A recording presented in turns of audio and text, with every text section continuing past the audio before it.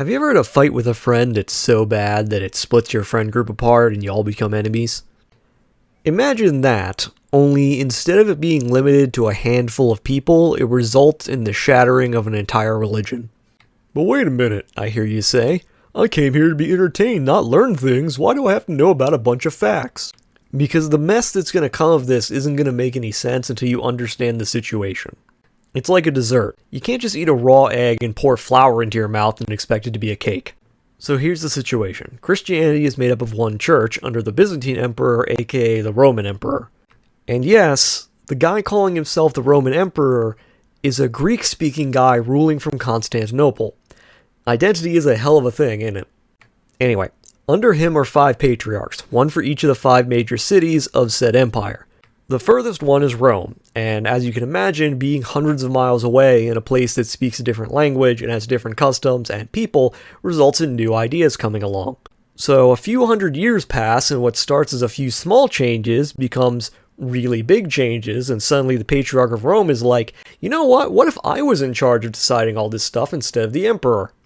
It's a problem. But what's a bigger problem are a bunch of Normans showing up in southern Italy and wanting to rule the place. Since neither the Pope nor the Emperor want Italy under control of the Normans, both decide that maybe we should make peace for a bit and become friends again. Just imagine the mob having a sit-down meeting, only instead of mobsters, it's church members. That said, it goes about the same. So Pope Leo IX sends some people, and Emperor Constantine IX sends some people, and everything's gonna go great, right? Right? Wrong. Because these 2 blockheads sent 2 guys whose charisma bonuses might as well be negative numbers. You could have sent boxes with faces drawn on them and they would have done a better job of negotiating than the guys they actually sent. Seriously, this is like going to the store to buy toothpaste and contracting syphilis. That's the level of competence we're dealing with here. Now, Leo IX sends a cardinal named Humbert. Problem. Humbert is a Benedictine monk, one of those conservative and hardline kinds of monks that exist. So he's totally the right guy to send on a mission to deal with people who don't agree with him, right? Anyway, he only became cardinal because he was friends with Leo IX before he became pope, proving that while your friends may be fun, you shouldn't let them negotiate on your behalf. Meanwhile, Constantine IX sends the Patriarch of Constantinople to handle the situation, because he's the highest figure in the church except for the emperor. Problem. Michael Cerularis is a hardline conservative who believes that his authority is greater than everyone else's, except for the emperor. That means that he believes that he has authority over the so-called Pope in Rome. Michael also considers Latins to be inferior to Greeks, and their practices to be heresy. Eat unleavened bread? Heresy. Fast on Saturdays? Heresy. Add a word to the Nicene Creed? Heresy. Doesn't he just sound like the most perfect diplomat? So what's supposed to happen is that these 2 guys are supposed to sit down and formalize the agreement that their bosses have already agreed to.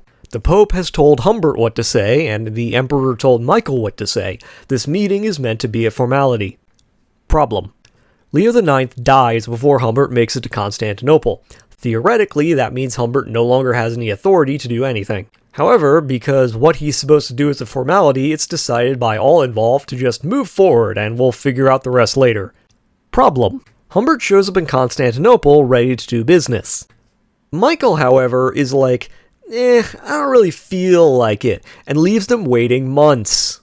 Not only that, he refuses to do so much as talk to them during that period of time, meaning Humbert and company are essentially just sitting around Constantinople with nothing to do.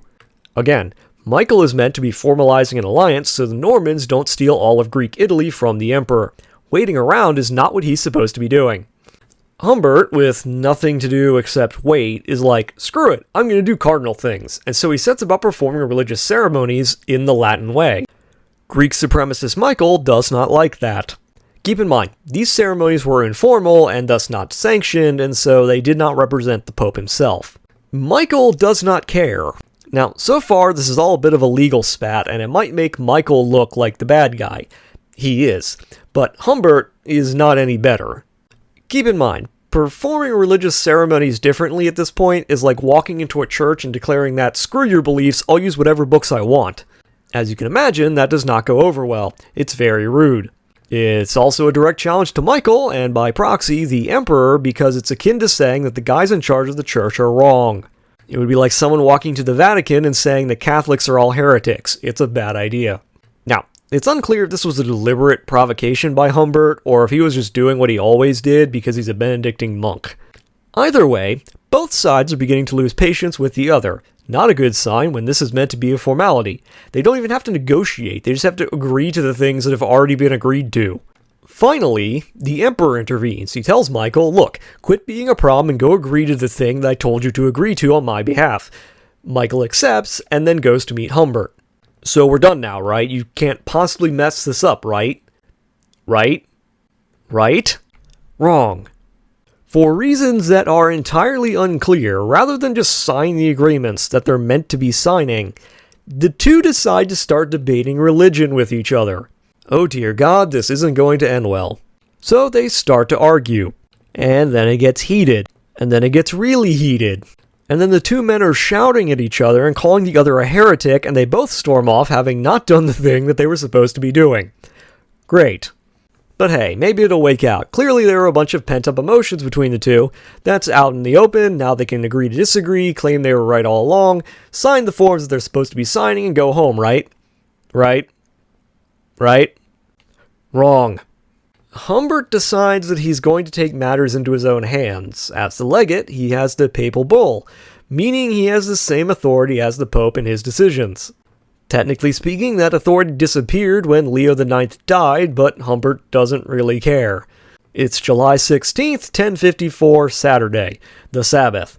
Humbert walks into the Hagia Sophia in the middle of the Divine Liturgy and drops a charter onto the altar.